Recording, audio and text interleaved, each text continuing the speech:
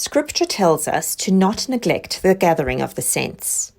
For too long, many of our churches have been shuttered and our gatherings curtailed. During this Lenten season, it is time to beautify our sacred spaces and return to our traditions. Ad Crucem is having a sale on our church banners.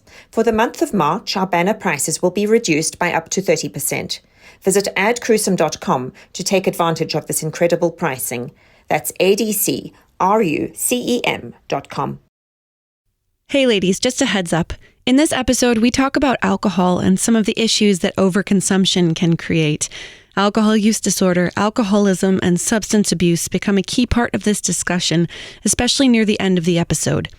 We just want you to know, if you are shackled by addiction, let the chains fall. Jesus took your pain and struggles to the cross, and you are loved and forgiven. There is hope and help for you on this earth until we await Christ's return.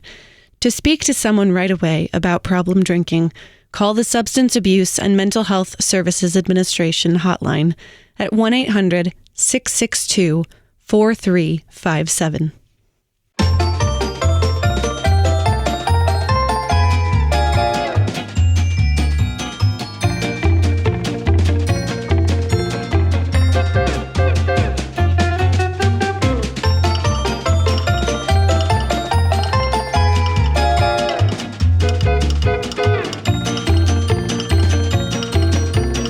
You're listening to the Lutheran Ladies Lounge podcast. I'm Sarah. I'm Erin. I'm Bree. And I'm Rachel. We are recording from our home studios due to the wonderful ice that St. Louis gave us yesterday. It's good. It's all fine. We're kind of used to this. It'll be 65 degrees on Sunday, by the way. Yes, it will. So, welcome to pre-spring in St. Louis. But anyway, we have a wild card on deck today, and this is going to be an interesting one. So, Bree, I'm not going to say anymore. Bree, take it away. So, I like to keep it light and talk about fun stuff generally. But if you know what you're getting into today, it's going to be a little challenging. Maybe feel some feels. We are going to be talking today about the seemingly complicated relationship between Lutherans and alcohol. So the idea of talking about this topic came to me actually, it would have been during Matt's second year of seminary. And prior to going on vicarage, you have to sit through these sessions with Dr. Glenn Nielsen at the seminary in St. Louis. And one of the things that he really wanted to drive home to the future vicars and their families is just be aware of the way that you conduct yourself in public, what your behaviors are, what you say on social media. And one of the things that he did mention specifically was about how you sort of showcase your drinking habits on like social media or at church events or whatever. And so I kind of wanted to dive into whether it was maybe a larger, not issue necessarily, but if people are kind of curious about the same issue in the church at large. Now, I am not a practitioner of substance abuse rehabilitation. We are going to probably be touching a little bit on alcoholism and alcohol use disorder. I'm not an expert. I'm not a medical professional. A lot of what any of us are going to be saying today is based upon personal observation and as well as some data that I gathered on Instagram in a very unscientific way, but it's all firsthand anecdotes and accounts. And so that surely stands for something. It was an overwhelming response to the prompts that I was looking for. So I have to think that given the variety of responses that we got on those questions, it's a bigger issue than some of us might think. So we'll just get into it. Let's just get into it. I'm so uncomfortable right now. Let me just also secondary disclaimer. So I mean, it's a big topic. Yeah, but it really it can be kind of touchy. But I'm glad we're covering it. Yes, absolutely. You can do it, Bree. Thank you. Thanks. So I guess what I want to kick it off as in this episode, just to go around the room here and talk about do you drink? Is it something that you enjoy doing it? Do you have a hobby of like homebrew or whatever? Like what are your experiences with alcohol? Okay, I'll start first because I do not drink.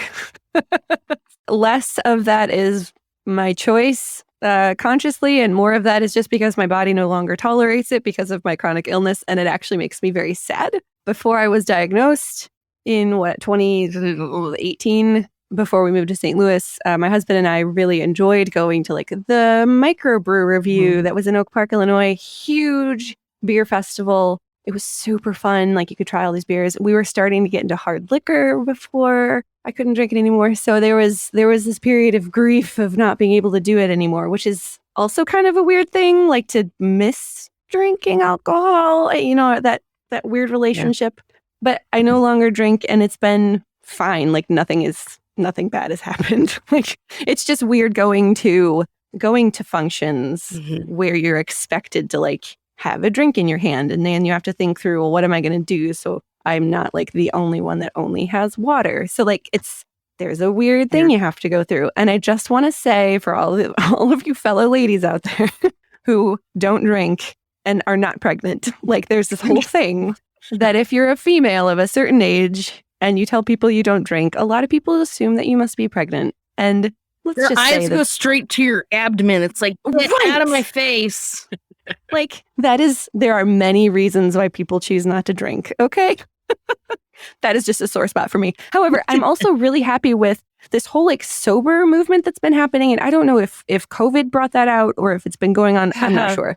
But I started getting a lot of ads on my social media for these really fancy non-alcoholic hard liquors, which it's this whole business now, which is really cool. So like there are, I appreciate. Pause. I'm sorry. They aren't hard liquors. They're like the opposite of hard liquors. Hard liquors. Oxymoron. Non-alcoholic. I don't even know what they call them. Spirit, not spirits. I know what Drinks. you mean. Though. I don't know. Yeah. They're bougie beverages Yes, as opposed to boozy beverages. There you go. Those are the words I'm looking for. Yes. Sorry. They're these like bases. It's like whiskey, but without the alcohol. So it's fascinating. And I appreciate that those things are now becoming more mainstream and more cool for people who either can't drink or choose not to drink. I really appreciate that. So that's my story. This is why I drink coffee. Well, my story, if you'd asked me for my story a year ago, it would not have sounded at all like Sarah's, but it's funny how a year can change things. That I have long been someone who really enjoyed drinking. I love good German beer.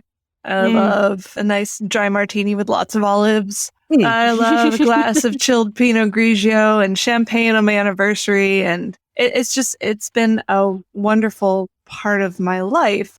I stopped drinking temporarily last spring when my husband was deployed because a wise person once told me never drink when you're sad. And I was sad a lot. And so I realized I need to probably cut back until he gets back.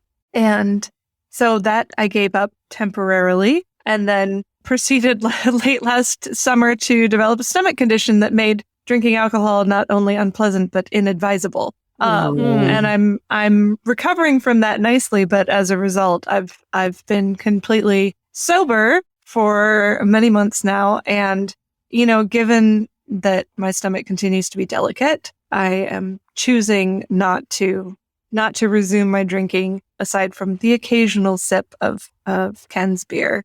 But it has been a wonderful part of my life. I remember enjoying a glass of Pendleton whiskey after my mother-in-law's funeral last summer with the family, everyone sitting around in a cool evening outside in lawn chairs, trading stories. And, you know, it's so many wonderful memories. And I'm very glad that Lutheran theology has never been teetotaling. That always, as part of our teaching, has been this is an area for Christian liberty. Because there's so much, I became acquainted a few years ago when I was working in publishing with a German theologian / winemaker named Gisela Kreglinger, and she's written 2 books, The Spirituality of Wine and The Soul of Wine. in which she explores, some of the biblical theology of wine. And the images from the Bible are just beautiful. Where I think of, in Isaiah, on this mountain, the Lord of hosts will make for all peoples a feast of rich food, a feast of well-aged wine, of rich food full of marrow, of aged wine well refined. And it's a beautiful vision. And yet I realize that at the same time, I don't need it. I don't need it to be happy.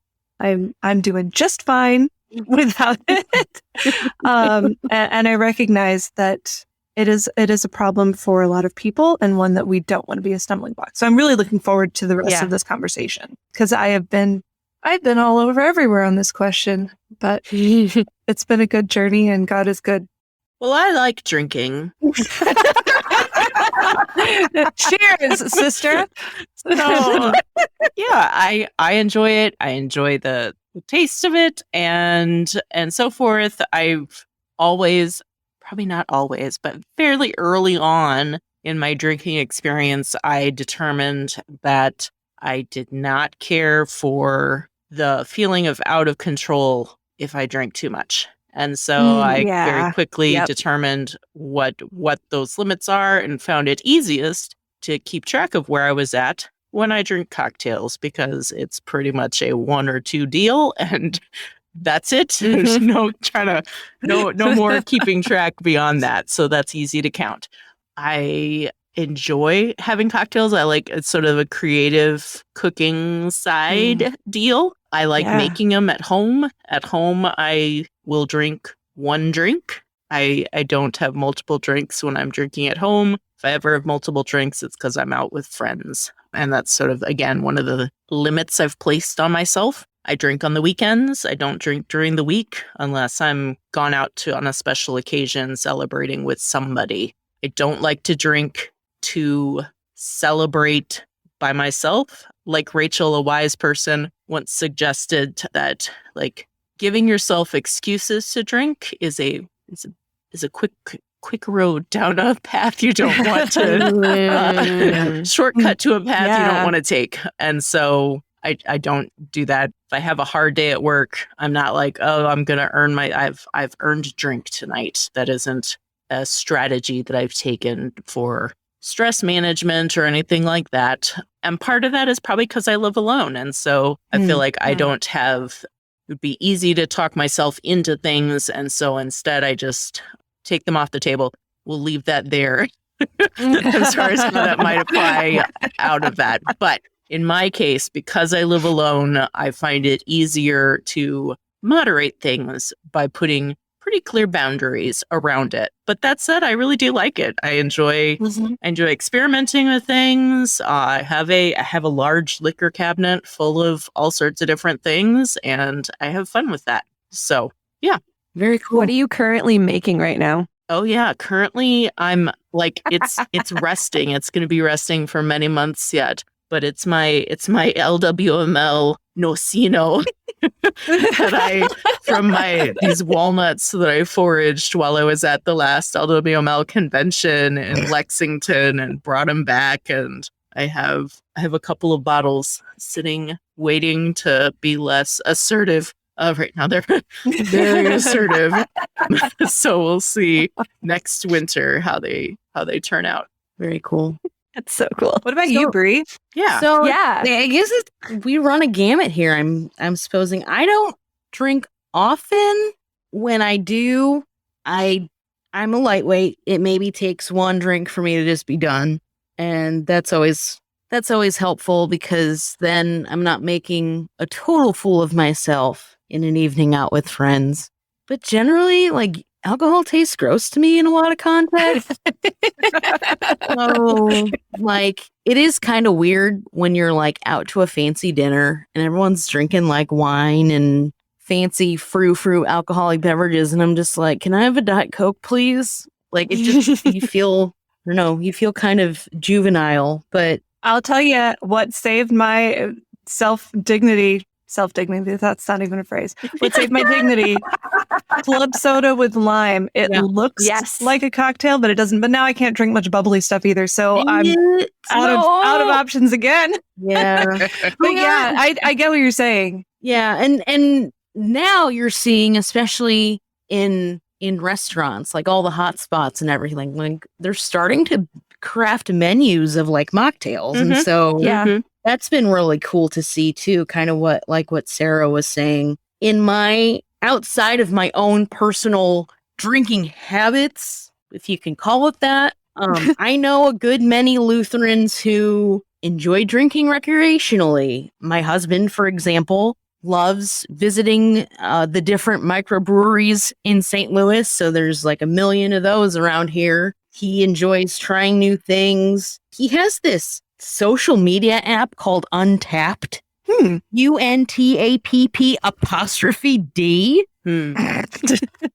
What will they think of next? Where you log in and it's like this giant database of microbrews. And you like check in and say, I'm at this brewery drinking this one thing. So there's sort of a culture surrounding beer drinking, not necessarily Lutheran, but there is sort of an aspect of that outside of like posting a picture of the beverage that you're drinking to Instagram or Facebook, for example. Now, based upon feedback from folks, like it tends to be a bigger deal than some might realize. And one of the things that was sort of a refrain throughout the research that came to me is that, oh, this is just a part of our German Lutheran culture. This is our heritage. This is what we do. And the more I hear that, like, I don't know, I'm kind of skeptical that like that's the reason we do these things. We don't have to drink alcohol because we're German Lutherans. You know, you hear terminology and phrases like Lutheran lemonade is sort of the way that we refer to beer. Some people, you know, will quote Martin Luther, who once said, "Whoever drinks beer, he is quick to sleep. Whoever sleeps long does not sin. Whoever does not sin enters heaven. Thus, let us drink beer." I think that's apocryphal, but Is it? it is in keeping. It might not be, but it's in keeping with his character for sure. I thought he said, beer is a sign that God loves us and wants us to be happy. That's the one. Yeah. But yeah. Ben Franklin, people say Ben Franklin said that, but that also is a misattribution. Nobody knows who said it. All right. Whatever, it's fine.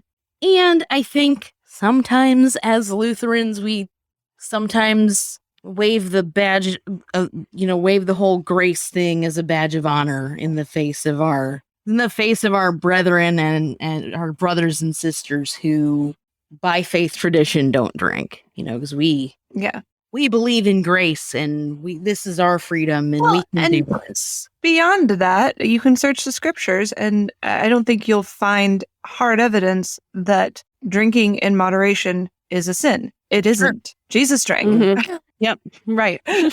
So I think we've got to be careful when we talk about this.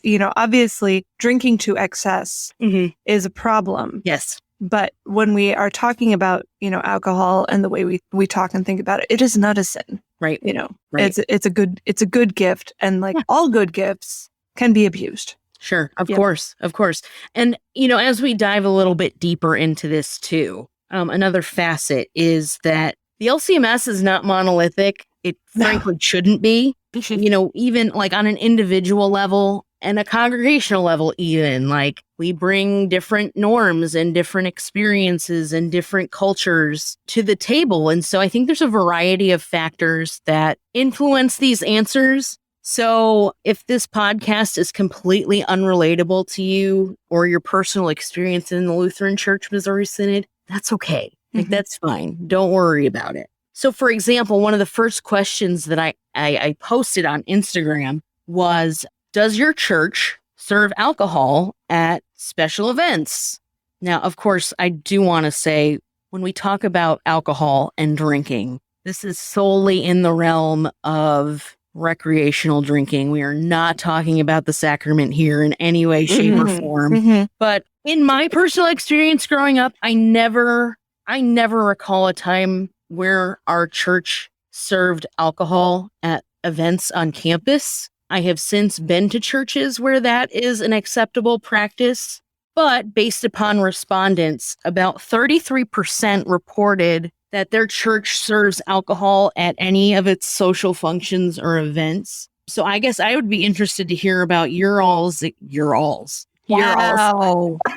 Wow. Like, what has your experience been? I know, Rachel, you've been to a number of churches just by virtue of your vocation. Like what, and you too, Aaron, as a PK growing up, probably not imbibing in those experiences, but like what have your experiences been? So my current church, Messiah, serves alcohol at our annual Oktoberfest. Mm-hmm. And if there's leftover, then perhaps at periodic events that follow it until the leftovers have been used up. And the alcohol they serve in those cases is beer. At other churches that I've been to, honestly, I don't remember, which makes me think they didn't, because I feel like I would have noticed it. But it's also possible that, churches when I was a kid had it and I just didn't pay attention since I was a kid, but it doesn't stand out in my mind. Right. Somehow this one stood out in my mind. I feel like I noticed it. I was surprised when we're like, we're going to have beer. I'm like, oh, wow. So, yeah, Rachel. You're right. I have been to a lot of different churches. I'm not going to count them right now, but it's been a few. That's okay. And I've only been at 2 that served alcohol. Oh, well, one that did it officially. And even then it was not in the church building. It was at the picnic pavilion at the church picnic once a year. They would serve beer. Another church that I was associated with, this was before my time, so it was just in the realm of myth when I got there, but there was apparently a small portion of church property that was leased by the utility company, and it was on that little piece of ground that the fellas would keep their cooler during the chicken barbecue. Nice. So, there was a lot of ambivalence. Even people who had no trouble whatsoever, drinking at home, drinking out with friends, even church friends, that this feeling seemed to be in most of the churches we've been in, that it just doesn't belong in the church. Mm-hmm. And again, this is with people who are very comfortable with alcohol. Yep. I'm just reminded now of a story once that when my son was about 2, we were working in our yard, and the head trustee from the congregation, where Ken was the pastor at the time, came over just to stop and chat about something. We live really close to the church. And my 2-year-old son looked at him and said, "Would you like a beer?" Because he had seen that this is how, we offered hospitality to people who just showed up. But that was an eye-opening experience for me to realize that he saw this, and there was no beer exchange hands, but the trustee was tickled that he had been offered. That is pretty funny, though. Let's be honest. But yeah, by and large, my experience in Lutheran churches has been just about everybody either drinks or is very comfortable with drinking, but not on church property. Right. Which is I don't know why that is, but it just is. So we're on the opposite end of that. I've been a member of 3 churches in my lifetime. I don't remember at my childhood church if they served alcohol. I don't think so. But again, I was underage until I left, so I don't remember. The church I was a member at in Chicago would serve at Oktoberfest when it makes sense. We'd also do champagne toasts for Epiphany, I believe, with a king cake and champagne. That was super fun. And then at my current church, we have no shame serving alcohol at pretty much any gathering where adults are present. There will be alcohol. I don't know. It might be something about just being in St. Louis, because there's Budweiser is half of the city. So, and all of the microbreweries.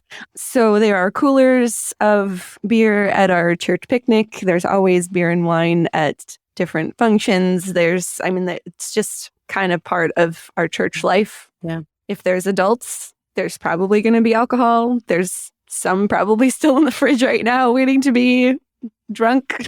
So it's just kind of part of how we do things. I think, the more that I think of this, I think it's less of the German influence and maybe more of the Midwest influence, maybe, in terms of It's highly possible. when stuff is, or I think about like how many youth groups do a trivia night at their church, and it's BYOB, and like that's totally acceptable, even if the church wouldn't otherwise serve alcohol at an event. But I like things like that. That's a St. Louis thing. That is Just that is FYI, Midwest it's a St. Louis influence thing. right there.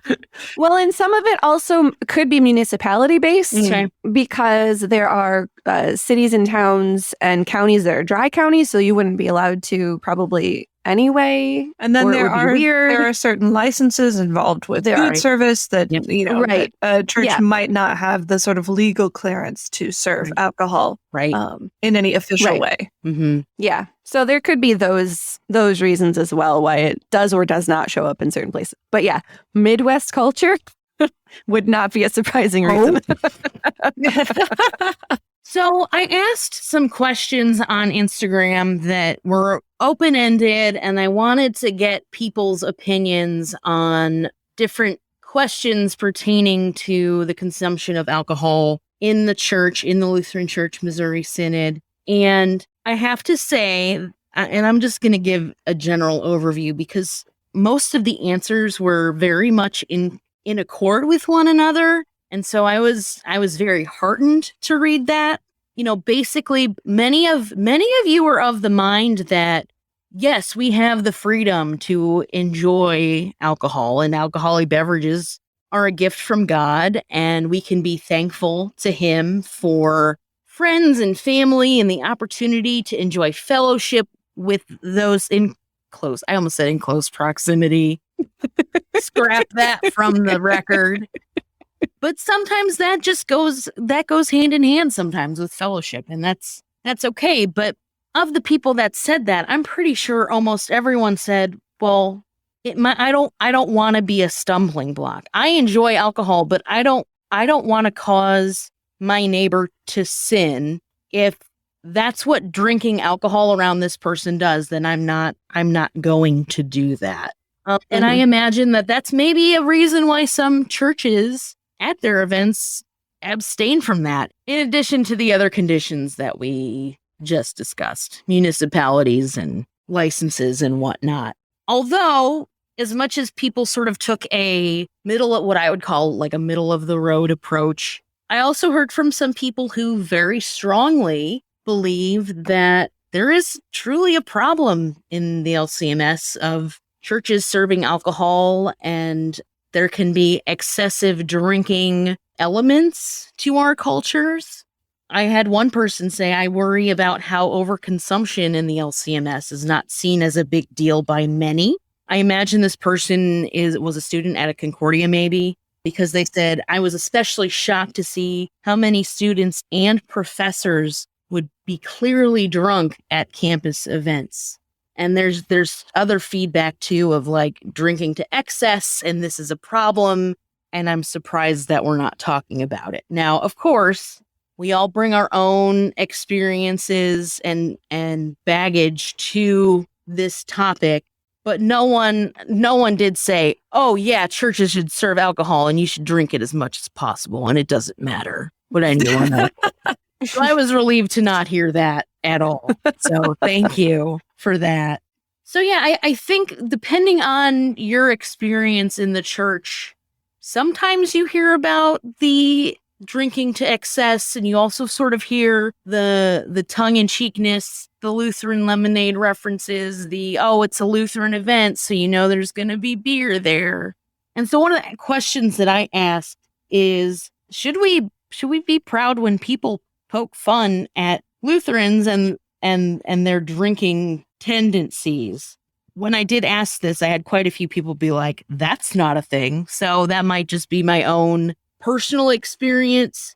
But others even still said it can be problematic to make jokes about things like that. We want to be known as the church that preaches and lives Christ crucified, not as the church that imbibes large quantities of beer. Correct. Right. And yet at the same time, it's all relative. Right. Because, I don't think you would think of Lutherans being in the same class as what the stereotypical, say, Irish Catholic is. And yet I've known many lovely, temperate Irish Catholics. But, I don't think that that's the first thing people think of when they think of Lutherans. I hope that it's not the first thing they think of. But if it is, then let's maybe change the story there. Yeah. And I don't know if that's a predominant opinion of whether people are joking about it or are serious about it or not. I really don't think that's the case. I just know that in my personal experience, there's been sort of this cheeky reference periodically to Lutherans and drinking.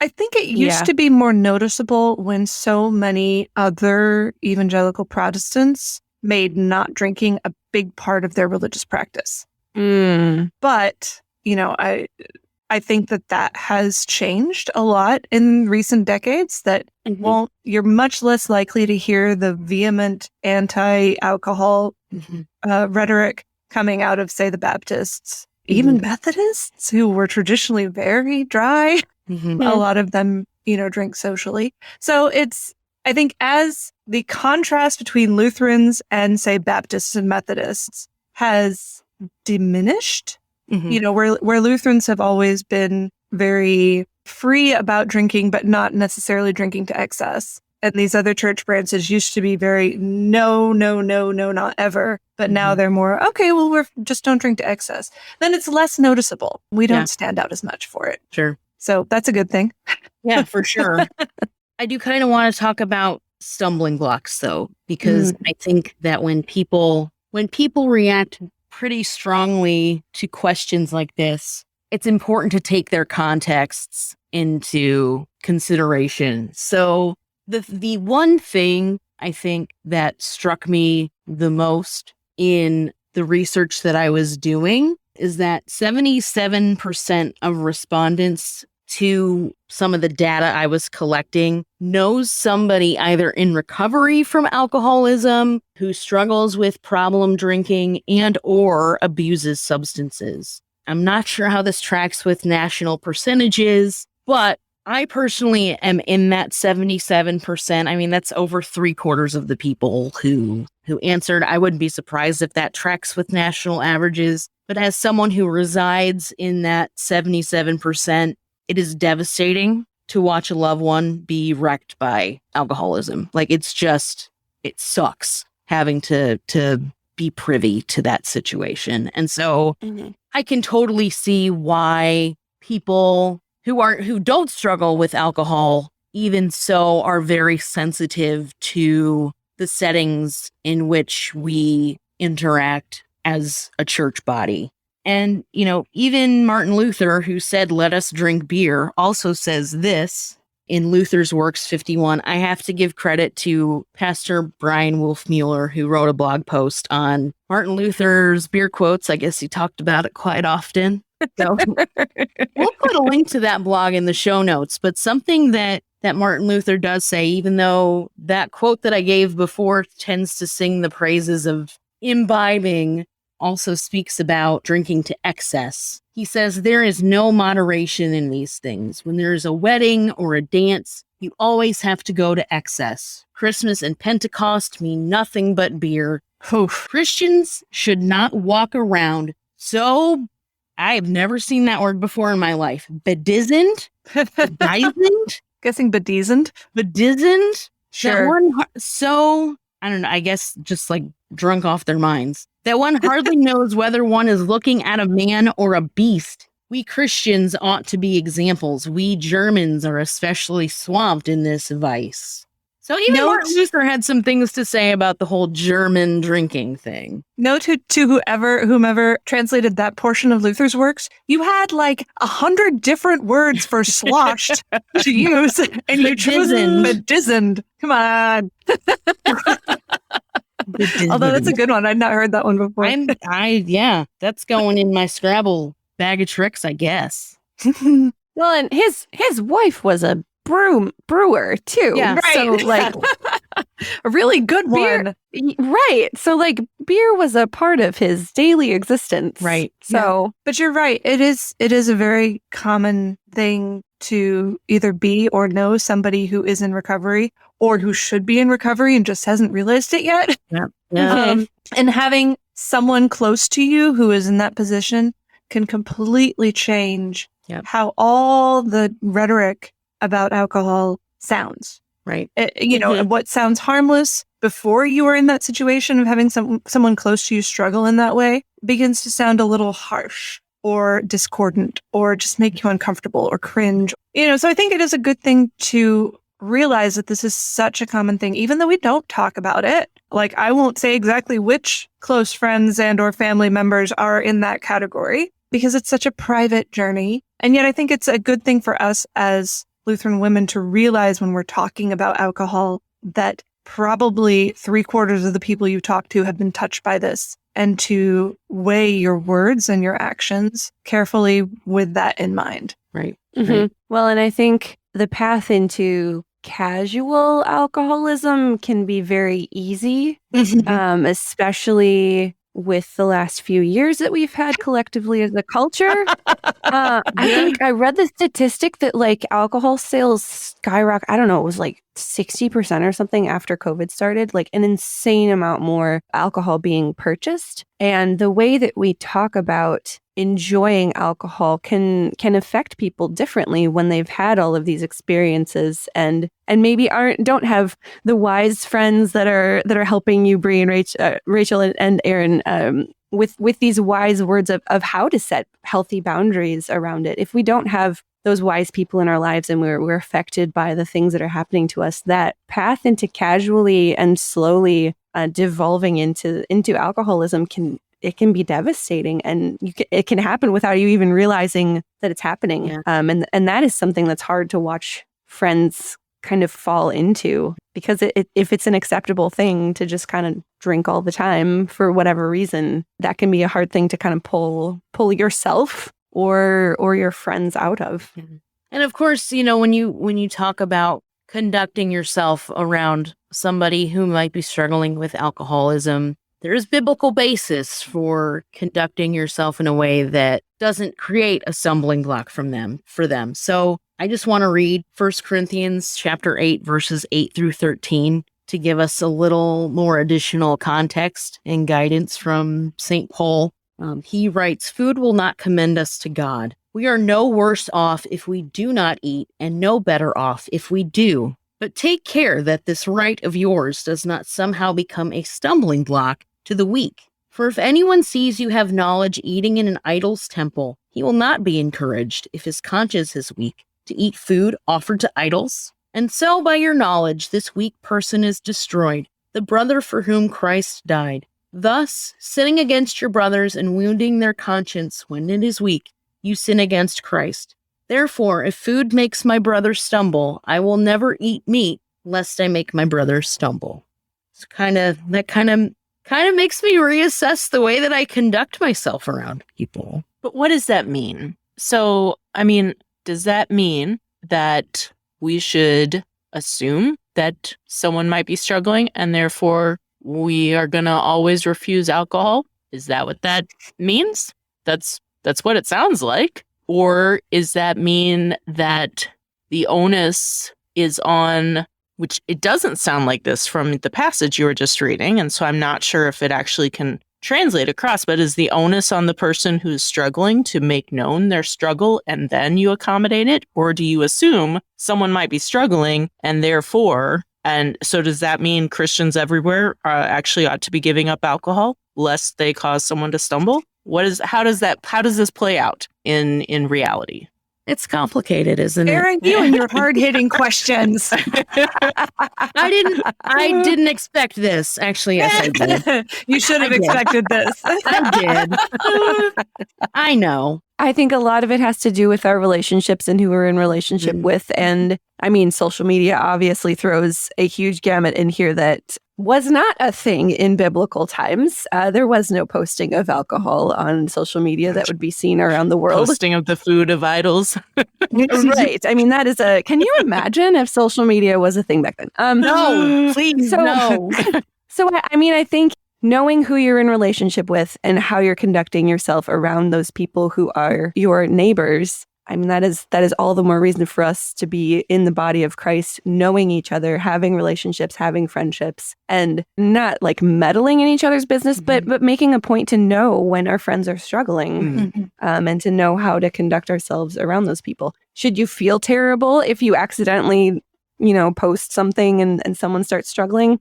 No, I mean, it's you're not responsible for them in that way. And yet at the same time, you're responsible to be compassionate. Right. And so I think to just be ready to be compassionate, it doesn't mean like do all your drinking privately, stuff it under, as it has at times meant in American Christian history. Drink all you like in the privacy of your own family room. But that is not the answer. Make sure that you sneak the empties out afterwards. Not the answer. I was once at a party where the hostess asked that if we took any photos, that we made sure everyone put their drinks like down below their waist before we took photos for the behind your head. Yeah, I mean this we don't want that either. The hypocrisy, right? And I think Sarah is right in that trying to get to know people and be ready. Not that you're going to give up alcohol when you wouldn't otherwise. But if you're in a situation where you realize, oh, this is not the time and the place, don't flaunt your Christian liberty in that case. Right. Have some compassion, forbear for the other person's sake. Yeah, I think that context is key. Like, you're obviously not going to know if somebody there are warning signs, and we will talk about that at the end here. But if I go to a gathering where I know I have a loved one who I know struggles with alcoholism or is in recovery or whatever, I'm not going to be like, hey, mix me up a margarita, let's go to town. Like that, I think part of it is exhibiting empathy and compassion when it's contextually appropriate. I wouldn't say if I approached someone that I didn't really know that well and said, hey, can I get you a beer? And they say, oh, no, thanks. Let's not ask them again if they want it. Because that sometimes happens too. Like, are you sure you don't want it? Yeah. Like, are you sure? Like, don't do that either. So I think part of the problem is there is so much shame and stigma surrounding addiction. So if I had an addiction of that kind, I'm not going to come out and be like, please don't drink alcohol around me, people. I have a problem. No. And that's not, people who are far enough down the road of recovery, they have been set free so that their sobriety doesn't depend on other people's abstinence. Right. And that's a great thing for them. In addition to not necessarily flaunting the Christian liberty, like, let's create spaces for our friends and family where they can feel comfortable coming out and saying, hey, I have a problem with this. What can you help me? What can we do about this? Wouldn't it be cool if, speaking of stigma, if we talked about alcoholism a little bit more like we talked about diabetes? Yep. Like, if you offer someone a cupcake and they say, no thanks, don't be insulted. And if they're free to say, no thanks, I can't, I'm diabetic. Offer someone a beer. No thanks, I can't, I'm in recovery. No shame, no muss. And then you know how to interact. I mean, that's a dream. Yeah. Yep. It's not like, when someone says, I can't have a cupcake, I'm diabetic, everyone automatically assumes, oh, you great sinner, you. Right. No, right. It's just, this is your life. This is what you have to live with. Yeah. Anyway, that's just me daydreaming out loud. No, I think that would be, and alcoholism, alcohol use disorder, those are maybe just alcohol use disorder. I feel like those two terms are interchangeable, but they're in the DSM. So it can be like things like therapy and counseling, and it's a mental condition that can be treated.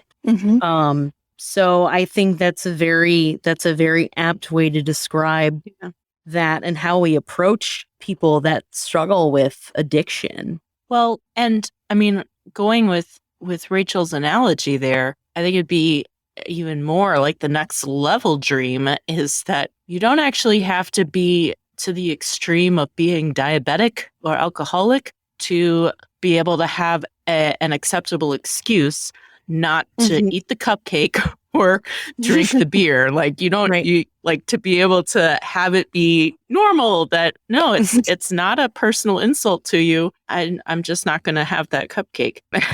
And you know, to not have to have it be, oh, okay, you're an alcoholic. Well, then that is acceptable. But anything shy of that, you ought to be drinking this beer. Exactly. Yeah. Every woman is pregnant. Exactly. Touchdown. Yeah. Yeah. Well, and as Lutheran Christian hostesses too, this is a lesson to us. Yeah. Just as we would try to make sure if we were hosting a mix of sweet teeth and diabetics that we had a range of options that were all equally tasty. So too, when we are hosting, whether it's at church or at home or in some other setting, to be aware that there are people who enjoy alcohol and people who need to abstain from alcohol, either by personal choice or because of their, condition. And to expect that, to be ready for that, to be compassionate towards that. So, hospitality. Yay! So I was going to say time to wrap up, which means we're going to be doing this for another 25 minutes. Take with You're a woman of wisdom and discretion, Bree. That's right. You learn by doing, right? That's right. So, again, even after all of this, if you're feeling the sting of the law because you drink in front of whoever you want, even if it's within moderation, like, I want to be clear that what I'm saying today, what any of us is saying today, is not that we should be holding the church at large for enabling alcoholism. That's not what I'm saying. If your church has its functions that serve beer and your Oktoberfests and your trivia nights and your church picnics, that's not the point of this podcast episode. I don't want anybody logging off here and being like, oh, snap, I got to go clear out my liquor cabinet. Like that's not the point of this either. Be safe, know your limits, moderate your intake, but be aware, know the signs of alcoholism. We'll have a link posted in the show notes that shares a few of the symptoms or the warning signs of somebody who's struggling with alcohol use. The most pious, committed, and involved member of your congregation could be suffering. And so, again, you may not know because of that shame and that stigma associated. And not to say that you should be going around trying to detect in your church, like, there's an alcoholic, and there's an alcoholic, and there's an alcoholic. And speaking from experience, the people closest to them may not know there's a problem. Right. Correct. Correct. Absolutely. So you're not going to know where everybody is coming from, but, be moderate, be respectful. Pray for anybody who's struggling with alcoholism, whether it's the person themselves who is seeking sobriety, the person who doesn't think they have a problem. Heck, even the friends and family members who have to sort of help this person on the road to recovery. Like people like that, even pray for them, because this is it can be a very emotionally draining vocation. Realize that fellowship doesn't require recreational drinking. Yep. Don't assume that every adult around you can drink, should drink, or wants to drink. And don't, like I said before, don't force the issue. Like let their no be no. And if you are with somebody who is open about their struggles with alcohol consumption, even if they're in a place where they are in recovery, and Rachel, kind of like you were describing, they are liberated from this burden, don't drink. Just don't do it. Like, be like Paul and just put the meat away for once. Just the one time. Like it's okay. You don't need to drink to have a good time. And like one final thought here before you guys can weigh in. If you listening think that you might have a problem with consuming alcohol or other substances, I just want to remind you that there is grace and there's forgiveness and there's help. Your pastor should be able to point you to any local Christian resources, therapy opportunities. The hotline for the Substance Abuse and Mental Health Services Administration will be posted in the show notes. And the American Addiction Center has a hotline for friends and family members of people who struggle with addiction. It's hard for you all too. And so don't be afraid to get help. And that's all I got. Well, I'll jump in here with a little bit of law. I don't know. Is it law? I don't know. It's that, as I started out the episode, alcohol is a good gift of God. It gladdens the heart of man, the Old Testament says. And yet, like any good gift, it can become too big of a thing in our lives. First commandment tells us we should fear, Luther explains the first commandment, we should fear, love, and trust in God above all things. If you find that you are looking to alcohol for things that should only come from God, it's time to probably examine yourself. If you get home from work and your first thought is, what an awful day, I need a drink, when really the answer is, what an awful day, I need to go to the Lord in prayer about all this stuff. You know, that's human, that's natural. I've been there. But alcohol should not take the place of God. That's my law. And my gospel is alcohol doesn't have to. God is good. And Jägermeister did not go to the cross for your sins. correct. Correct. I don't know. I'm running out of words. Okay, just stop there. That's just, it's so much law, but it's also liberation. Yeah. To know that you don't. That's why this is complicated, though. Mhm. Yeah. But as a wise friend once told me, this is different wise from the first wise friend. Many wise friends. Many. I'm blessed. You don't need it. So there you go. Liberation. No, you don't need it. It's a gift. If you're able to enjoy it, great. But honestly, it's extra. And so that's part of the challenge with alcohol is that it's in food for that matter. It's so tied into the social aspect and the fellowship aspect. And those are good things. And then when they start going awry, it's still a good thing in and of itself. But how do you extricate it without extricating the social side of it? That's what makes it complicated. But in our lives, the people stuff are where all the joy is, and that's because of because God has given us those people. So alcohol is nice, but it's extra. See, you said what I said, only you said it's so much better, Aaron. Bless you, my friend. She's not running on 4.5 cups of coffee, though. I mean, that's what it is. Well, bring us home, Sarah. Oh boy, I don't think I have anything better to say than what all of y'all have said already. But I am glad that we had this conversation. Like I said at the beginning, I'm still glad an hour later that we had this conversation, because it is something that probably affects most of us in some way, if not somewhat tangentially. I would say 100% of the people listening either drink or don't drink. Right. Yes, That's that fair. would be accurate. But it's a helpful thing for us to talk about, even though it is somewhat uncomfortable, can be uncomfortable. It's a good thing to keep in mind when we have our fellowship and when we go through life with people that we know, just to have an open mind about these things and to understand our Christian freedom, and combining our Christian freedom also with that call to love our neighbor and walk beside those people in our lives who may or may not be struggling, and you won't know that until you have a relationship with them. You may not know it even after you have a relationship with them. Even then. Yep. Yeah, but to live in Christian freedom and also to walk in love with our neighbors. So I'm going to wrap this up now that we've been talking for an hour. Ladies, we want to know your thoughts on this topic. We know this is a big topic. Lots more things that we could talk about. Join our group on Facebook and join in the discussion on your thoughts, your opinions, your own life experiences with all of that. We'd love to know that. Find us in the Lutheran Ladies Lounge on Facebook. We're also on Instagram at Lutheran Ladies Lounge. You can follow us there and share your thoughts with us.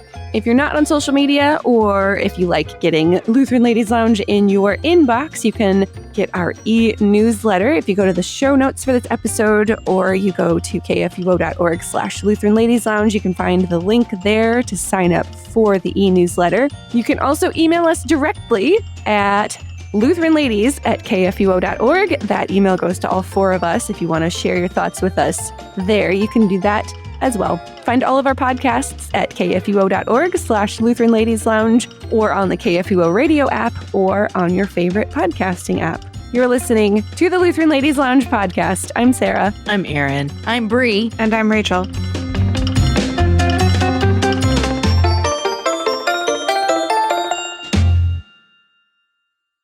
KFUO Radio and the Lutheran Ladies Lounge podcast are underwritten in part by Ad Crucem. Visit them online at adcrucem.com. Views and opinions expressed on the Lutheran Ladies Lounge podcast may not represent the official position of the management or ownership of KFUO Radio, the Lutheran Church Missouri Synod. The Lutheran Ladies Lounge is produced by KFUO Radio and available at kfuo.org or wherever you get your podcasts. Join our community on Facebook in the Lutheran Ladies Lounge.